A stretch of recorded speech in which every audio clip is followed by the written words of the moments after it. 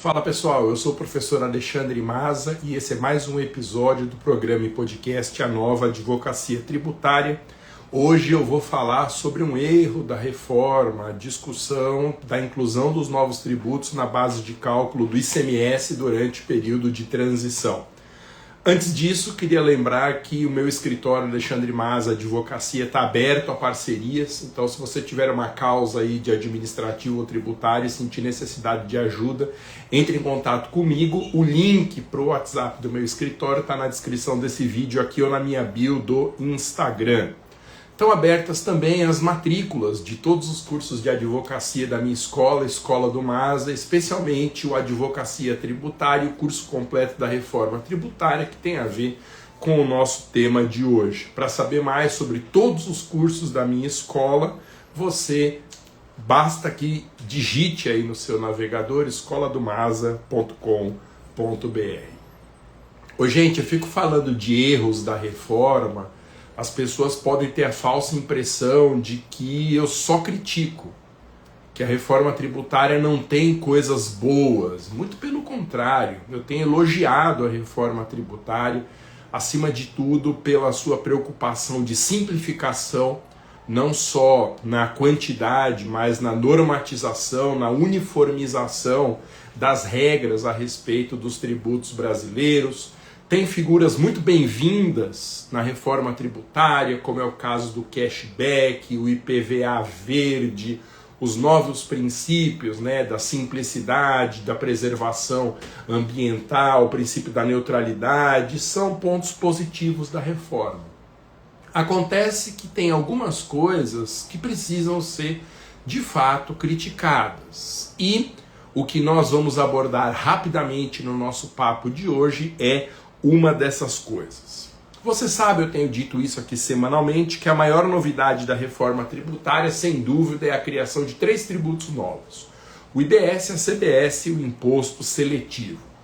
Até 2033, ano em que a reforma será implementada em definitivo, haverá um convívio entre os tributos atuais, com destaque para o ICMS, que é o nosso assunto de hoje, e os novos tributos, com destaque para o IBS e CBS, que nos interessam também na nossa conversa de hoje. Então, de 2026 até 2033 haverá ICMS, haverá IBS, haverá CBS, tudo cobrado num sistema de transição. E esse será um momento muito delicado, não só pela necessidade de adaptação em relação ao novo regime, mas porque esse convívio entre os tributos atuais e os novos gera muitos problemas. Problemas de bitributação, inclusão de alguns na base de cálculo de outros, e é preciso que a gente, na condição de advogados, de contribuintes, tenhamos em vista que são oportunidades que surgem na advocacia. São teses. O nosso papel é levantar teses na defesa do interesse dos nossos clientes. Bom, como eu disse, durante o período de transição, até a reforma ser implementada, os tributos antigos vão conviver temporariamente com os novos, que é o caso do IBS, da CBS e do ICMS. O caixa que for feito com a arrecadação inicial do IBS e da CBS vai para a constituição de um fundo de compensação de incentivos fiscais. Eu tenho falado muito nesse fundo, já foi objeto de uma live anterior minha. O fundo de compensação é uma forma de mitigar a perda de todas as isenções de ICMS. A reforma tributária elimina todas as isenções, todos os benefícios fiscais em matéria de ICMS. E quem atualmente é favorecido por uma isenção temporária e condicionada vai perder muito dinheiro com a eliminação desses benefícios fiscais. E para que isso não resulte numa enxurrada de ações judiciais, o pouquinho que for cobrado nesses primeiros anos de período de transição de IBS e CBS vai para a manutenção desse fundo, que juntará um numerário para compensar quem perdeu benefícios em matéria de ICMS. Bom, e aí existe uma discussão que é a nossa conversa rápida de hoje. Esses primeiros valores vão arrecadados a título de IBS e CBS vão para o fundo e vão seguramente onerar, ainda que de forma branda, as mercadorias, produtos e serviços. Então, não é porque o IBS e a CBS começam a ser cobrados, podemos falar daqui a alguns dias, né, gente? Estou fazendo essa live aqui no comecinho para o meio do mês de dezembro, então daqui a poucas semanas o IBS e a CBS já começam a ser arrecadados em regime experimental com alíquotas muito baixas. E aí, esses tributos novos de alguma forma vão onerar o custo das mercadorias, serviços, produtos, porque com certeza os contribuintes vão embutir o valor desses tributos na mercadoria. Mas aí surge uma dúvida. Na medida em que o valor do IBS e da CBS os valores serão incorporados no preço da mercadoria, será que o ICMS vai incidir inclusive sobre o IBS e CBS embutidos no preço da mercadoria? Essa é uma discussão. Eu falo mercadoria, mas vale para serviços e produtos também. Essa é uma discussão importante.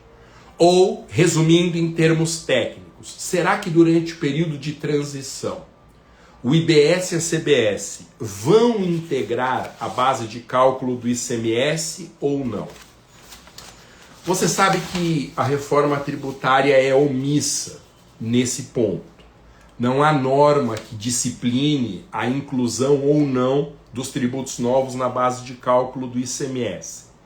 E essa circunstância é tão perturbadora que já vem essa tese sendo chamada de a nova tese do século na advocacia tributária. Essa expressão está muito desgastada, tese do século, inclusive foi usada em vários contextos em que as teses nem eram tão boas assim. Mas só para que você entenda a importância da nossa discussão de hoje, vem sendo considerada a nova tese do século. Porque se os fiscos entenderem pela inclusão do IBS e da CBS na base de cálculo do ICMS, vai chover ação judicial de novo para exclusão, porque o tributo estará incidindo sobre outros tributos.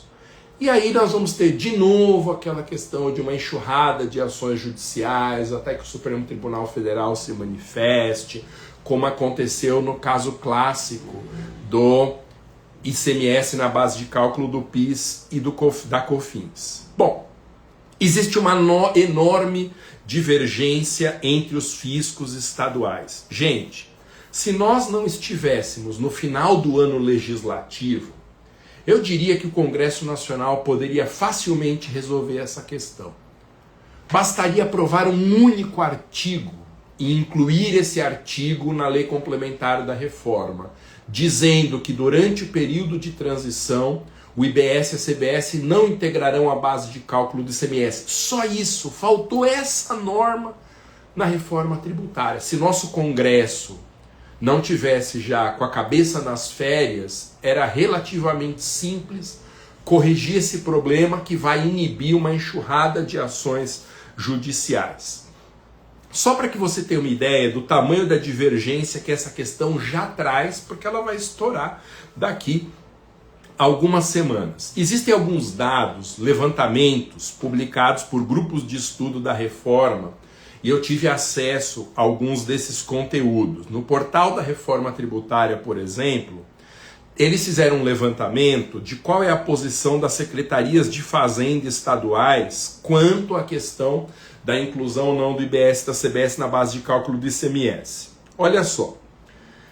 Quem entende que não haverá a inclusão dos tributos novos na base de cálculo do ICMS? Para pegar alguns exemplos aqui, Frente Nacional de Prefeitos entende que não inclui, Concefaz, a Confederação Nacional de Municípios, importante. O Estado de São Paulo já disse que não é para incluir IBS e CBS na base de cálculo do ICMS, o Distrito Federal idem, o Pará, Espírito Santo, Goiás e Pernambuco, dos estados que foram levantados. que não tem resposta ainda, porque a questão é uma questão problemática mesmo. Rio de Janeiro e Paraná. Eles responderam dizendo que não sabem ainda o que vão fazer com essa questão.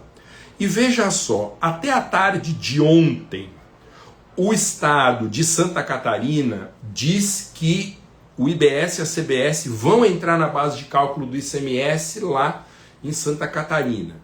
Parece que teria havido uma mudança de orientação de ontem para hoje, mas o fato é que Santa Catarina já se posicionou no sentido de que vai exigir o ICMS sobre o preço da mercadoria, incluindo os tributos novos, para você ver o tamanho do problema. Ô, mas e qual que é o problema de existir uma controvérsia entre os fiscos estaduais? O problema é que isso gera insegurança jurídica.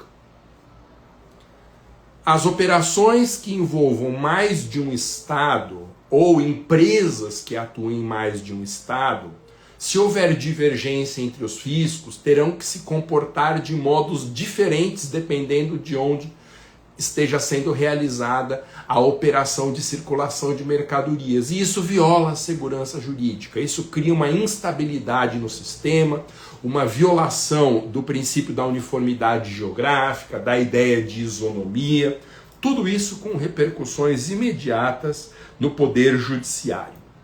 E essa discussão não é só uma discussão teórica, ela tem um enorme alcance prático, porque como você deve ter percebido já, a discussão é relevante porque quanto mais elementos houver na base de cálculo, maior será o valor exigido. Ou seja, gente, é de se esperar que se os fiscos adotarem a visão de que a base de cálculo do ICMS terá o IBS e a CBS, é de se esperar que haja um aumento no valor das mercadorias nos estados que tiverem esse entendimento. Qual que é a minha opinião? Inclusive com o viés prático de evitar uma avalanche de ações judiciais, a minha opinião é que não se deve incluir na base de cálculo do ICMS o valor do IBS e da CBS, porque essa inclusão violaria toda a lógica da reforma tributária, que é a chamada tributação por fora, em que um tributo não está incluso na base de cálculo de outros. Não haver uma regra expressa sobre essa inclusão ou não é um dos maiores erros que a reforma tributária cometeu. Já se nota uma violação da segurança jurídica se cada estado se posicionar de um jeito diferente dos demais. Sem uma norma clara, haverá uma avalanche de ações judiciais, assim como se pleiteou por décadas a exclusão do ICMS da base de cálculo do PIS e da COFINS. Então eu chamo sua atenção para esse ponto. Nós que estamos aqui nos últimos dias do mês de dezembro, há pouco mais de 2 semanas da entrada em vigor da fase 1 da reforma tributária, fique alerta para essa tese. Se o estado onde se localiza a empresa que é sua cliente for um estado que entenda pela inclusão do IBS e da CBS na base de cálculo do ICMS, você tem uma demanda para propor em favor desse cliente. Entrar com uma ação pelo procedimento comum, ou se for o caso, impetrar um mandado de segurança, pleiteando a exclusão, porque isso viola a lógica própria da reforma tributária, que é uma tributação por fora, em que os tributos não se incorporam na base de cálculo uns dos outros. Se você se interessou por esse conteúdo, se quer saber mais sobre a reforma, eu lembro que tem na minha escola o curso completo sobre a reforma tributária, em que eu abordo, inclusive num conteúdo bônus, essa oportunidade específica de negócio. Eu fiz um workshop algumas semanas atrás, em que eu expus, fechado no Zoom, workshop para os alunos como desenvolver essa tese, e o workshop é um bônus para quem se matricular, seja no curso de advocacia tributária da minha escola, seja no curso completo da reforma tributária.